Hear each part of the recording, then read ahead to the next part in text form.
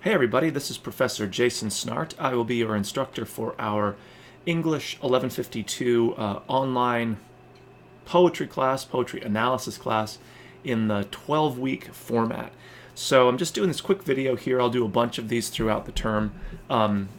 Pretty informal, obviously unscripted. Most of them will be like screenshots that you'll see. We'll be looking at stuff in our course. It's not really lecture material. It's not necessarily things that aren't already in the course, but I would say that these are important to watch in their entirety, especially as we get deeper into the course and they're really more targeted to specific like assignments or activities that we're doing. So think of this kind of as part of like coming to class, quote unquote, in the virtual environment. You're getting kind of reinforcement for concepts, maybe reminders about due dates, reminders about requirements for different assignments and that kind of stuff. So again, not super formal, not scripted, but still pretty important to look at. And I usually try to keep them as short as possible, like sort of in the 10-minute, 15, 12-minute variety. But they sometimes go over. It's just the nature of the variety of things we're trying to cover in a fairly compressed time here. And so that's way longer than, all the information you'll find about creating effective videos. Like I'm way past the 3-minute mark. But consider that if you were taking this class in the, let's say, the 16-week format face-to-face, you'd be in the classroom for 3 50-minute blocks, so basically 3 hours every week, and that's just face-to-face classroom time. Forget about the homework or extra time. So watching even a 15 or 20-minute video, I get that it's a little bit longer than we're used to, but it's hardly, it's nothing like what the time commitment would be if you were actually sitting in that face-to-face class. It would be even longer actually if it was, or in the 12-week format, because we're compressing those 16 weeks down into 12. But anyway, so stick with me here, especially as we get underway. We'll cover some kind of broader things, just basic course navigation and layout, some of the fundamental kind of philosophical ideas I have about teaching online, so it'll sort of explain some of the stuff that we're doing. And then I'll walk us a little bit through Unit 1, which is where we'll be starting. Not a really heavy unit, but really important just for getting some things set up and kind of understanding how the various components of our class work together in terms of the tools that we're using.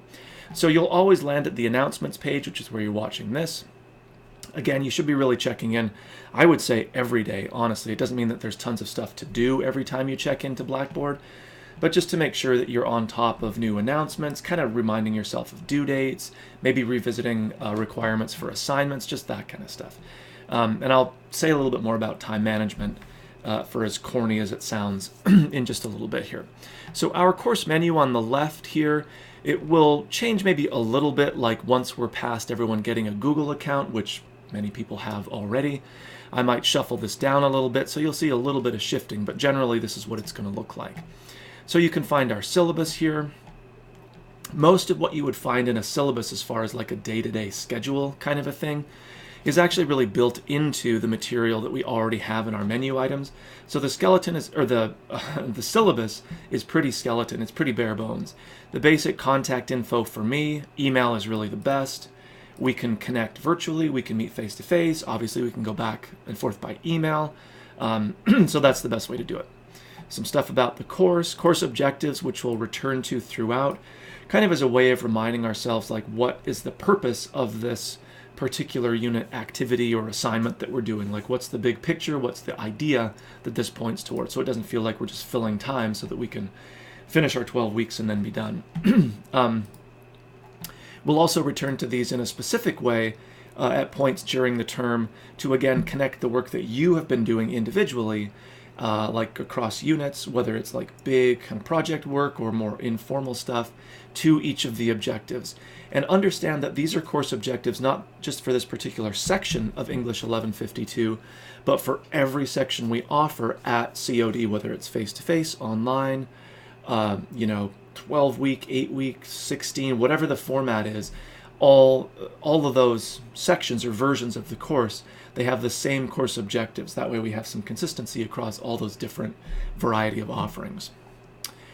There's no textbook, kind of good news. Save yourself some money there. Getting your Google account. If you have Gmail, then you have a Google account. You can use that to log into the various tools that we'll be using. Some of the policy stuff, the whole calendar, like I said, is really built into the course, so it's not part of the syllabus here. Usual stuff about don't plagiarize. The grades are built into Blackboard. Important stuff about access and accommodation, getting in touch with that office if you need to or want to. And that's pretty much it. Like I said, pretty bare bones. You can take a look at it. A few more policy things here. Netiquette, really important, sort of like being aware of tone and stuff as we communicate with one another, especially as we get going. Keeping in mind that unlike in face-to-face situations where we have all those nonverbal cues to let us know if someone's kind of joking or being ironic or kind of satirical, etc., we don't have that in the online environment. So again, as we get going, just being really careful about our tone with one another. And again, one of my philosophies for the class is really to make it feel like we are a class of students, right? It's not this sort of like one individual, like almost like a correspondence school feeling where you're just one person out there in internet world sending work into some anonymous thing. Like, I'm a real person, I have a real office, I'm sitting here calling it spring semester even though it's 20 degrees and snowy outside. So yeah, I'm like a real thing.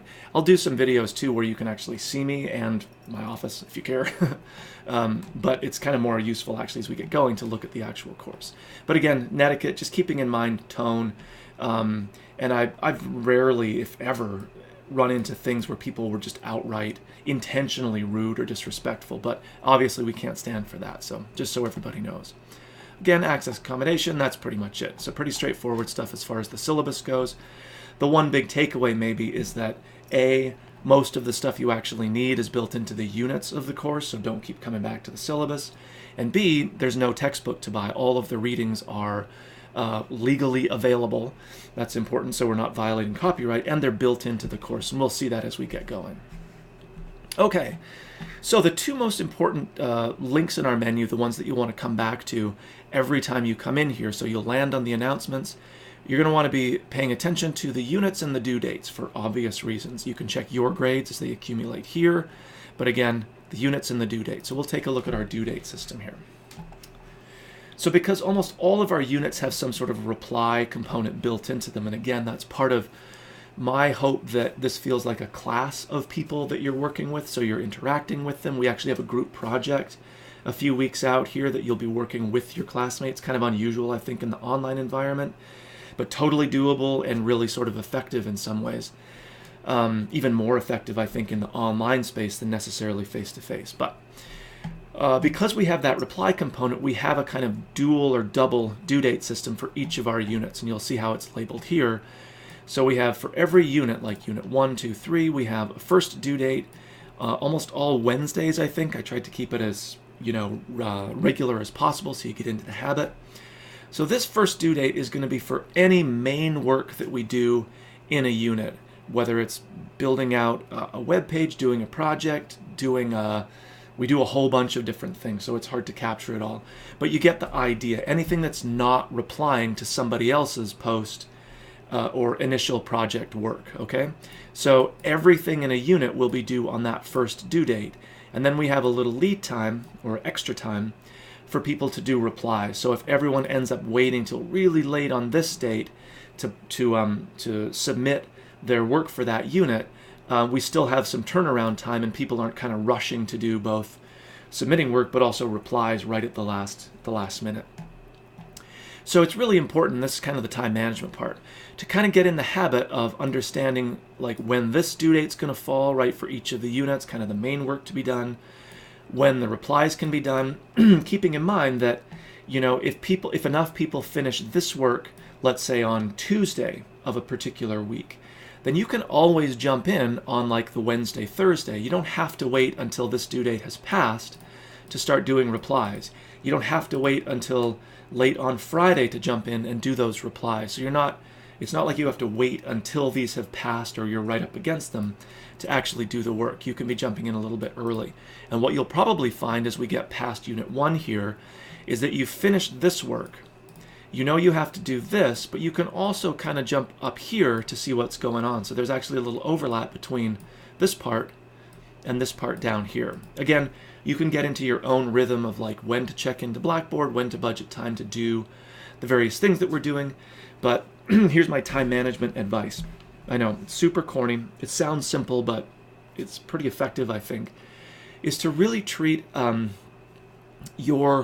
time that you're devoting to this class, first of all, keeping in mind that in the 12-week format, you'd be doing even more in-class time than just those 350 minutes a week. So 3 hours a week, you're doing even more of that. So again, that's kind of the time that you want to devote to making this class work. Will every unit take all that time? No. Do you have to sit down all at once and do it all in one big block? No, I wouldn't suggest that at all. So you're coming in, maybe you're checking an assignment, maybe you're getting started, then you're coming back during the next block of time that you've got.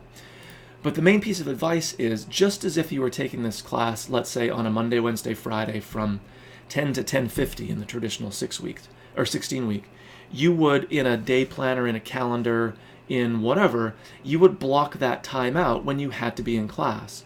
So you wouldn't have that on your calendar, but also a dentist appointment, or going to work, or doing this, or doing that, or the million other things that occupy all the days and the time that we got. So try to do the same thing for yourself for our class, even though you don't physically have to be somewhere, and we don't all have to be in the same place at the same time.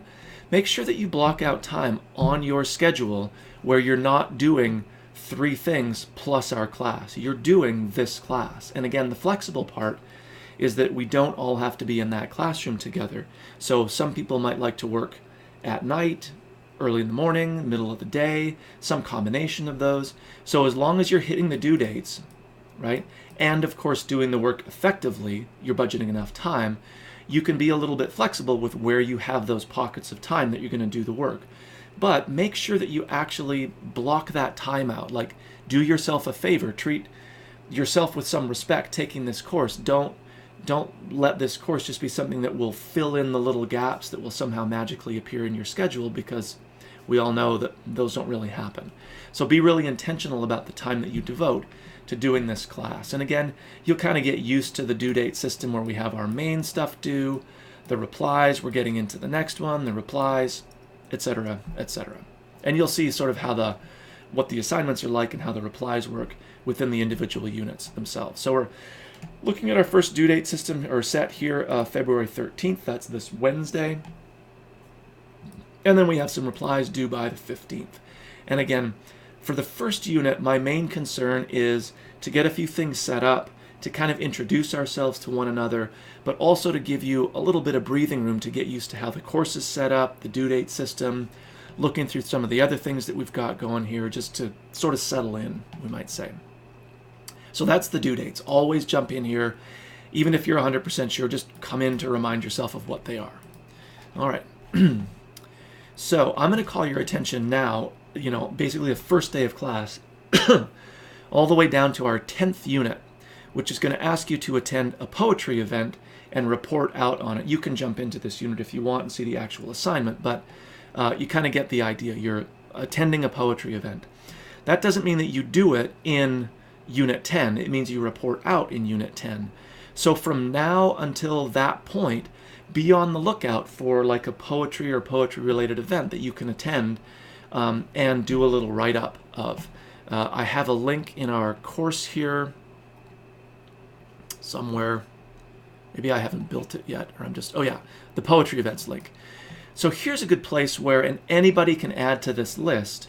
I'll post things that I think are maybe relevant, people might go to. If you have one in your neighborhood or one that you happen to hear about, go ahead and post it in here. You can access this list and we can all kind of contribute to it. Because I know, especially from the outside looking in, these might seem like they're really few and far between. They're actually more common than you might think. But it's important that you don't end up searching for one of these things to go to kind of in Unit 10, like it's springing up on you. It should be something that you're sort of aware of right now. And again, I'll start populating this, and anyone else can as well. All right, so Unit 1. So this is a fairly typical unit in terms of the tools that we're going to use for our class, which are a mix of Blackboard tools, but also Google tools. Not Gmail so much, but you'll use that credential to sign in. We'll be using Google Docs, Google Slides, Google Sites to build out our websites, or what we'll call our portfolio pages, where we'll sort of gather all the stuff that we're doing. And so that's the main thing that we want to set up for Unit 1, your website or your portfolio. Again, that's why you'll need a Google account if you don't have one already. And so the assignment you'll see is actually an embedded Google Doc. So make sure that when you're in a unit, you're always kind of scrolling within the bigger window or frame here to make sure you're seeing the entire assignment. And it's usually pretty obvious because you'll just see it sort of cut off like in the middle of something. We wouldn't assume that it ends here, I hope. And then notice that there's a little more text afterwards, kind of reminding you about the reply component. So our first assignment is really just to set up our portfolio using the new Google Sites Builder. Use Chrome as your browser. Google Sites is getting better working across browsers, but it's still a little funky with like Macs and Safari. So use Chrome, it's the safest bet. Kind of walks you through here. The screenshots will show you like what to click, what to look for. Again, fairly step-by-step stuff, even if you've never really done this kind of thing before. So you're setting up your portfolio, and then you're building a first page, which you're going to call like an introduction or about me page. You're just introducing yourself. Throw a picture in there or a couple pictures, write a couple paragraphs about who you are and kind of what's up. Pretty informal. And then make sure that you click that little publish button to make it all official on the web. Google Sites saves all your work as you go, so you're not going to lose anything for the most part. But until you click that publish button, no one but you can see it. It's sort of like in the development side rather than the actual production side. Okay, so once you've done all that stuff, you're going to have your own portfolio URL, the web address that you've created. And now you want to post that to our discussion board here in Blackboard. So again, a mix of those Google tools, compiling them back into Blackboard. So click up here where it says Unit 1, creating your portfolio. I can click in right now. Pause while Blackboard thinks about itself. All right, we already have one posted. Thanks, Andrea. So you're just going to do a create thread. You'll see that open up, and then cut and paste the URL into the body of the post, and that's pretty much it. You're done. You don't have to add any other text there or anything like that. Back into Unit 1. So you set up your portfolio, you do your About Me page, you post that URL to the discussion board, and that's the main work. So that's what's due for that first due date for this unit. And then what's due, and again, you could get in there and like do at least one of these replies already, because when I'm recording this on Monday morning, I see that someone's already posted a portfolio, is to visit a few of your classmates' sites, kind of read what's up. Maybe you have shared interests, you went to the same high school, live in the same neighborhood, whatever. It's just fun to meet other people. You're going to want to reply to at least 4, but there's no like reply, quote unquote, mechanism for the web pages we build. So we're going to use the discussion board reply feature to do that. So again, building the portfolios in Google Sites, posting them using the Blackboard discussion board tool, visiting them by going to the site, but then replying to what we find there using the reply feature of the discussion board. Again, it's a little bit to get used to if you're not familiar with these tools, and then kind of getting used to how they integrate with one another. But almost all of our units are set up that way, where we do stuff outside of Blackboard, but then kind of aggregate it using like a discussion board, for example, and often using that as the reply component. You'll get used to it, but again, the reason that we don't have a ton of work to do in Unit 1 is so that people have the opportunity to get oriented in the course, familiar with the layout and sort of how things are set up, and cool with how all of the tools sort of integrate that we're using both within and outside of Blackboard. All right, so that's a pretty quick orientation introduction to our course kind of generically or generally, and also to Unit 1, which is exactly where we're at now. So again, one time with the due dates, keeping in mind our double due date system here.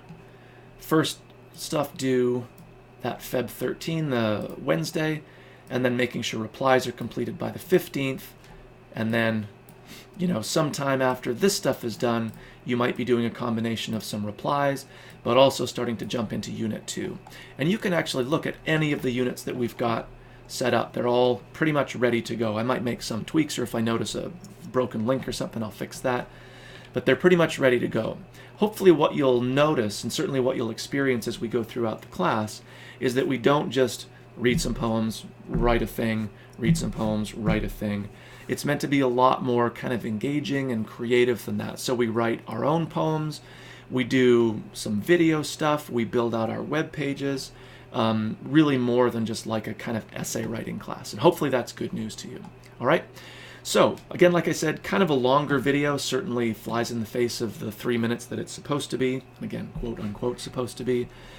But clearly we have lots of stuff to talk about, and this is nowhere near those 3+ hours you'd be spending in class for the face-to-face time. All right. So hopefully you have a sense of kind of the course layout, a good sense of what Unit 1 is asking you to do. And as you start looking through the course, as you start diving into Unit 1, if you have any questions, concerns, or whatever, you can always be in touch with me. Again, email is the best way. You can find that in our syllabus or in my link down here. All right. So welcome to the course, and I look forward to meeting everybody through your About Me pages on your portfolios.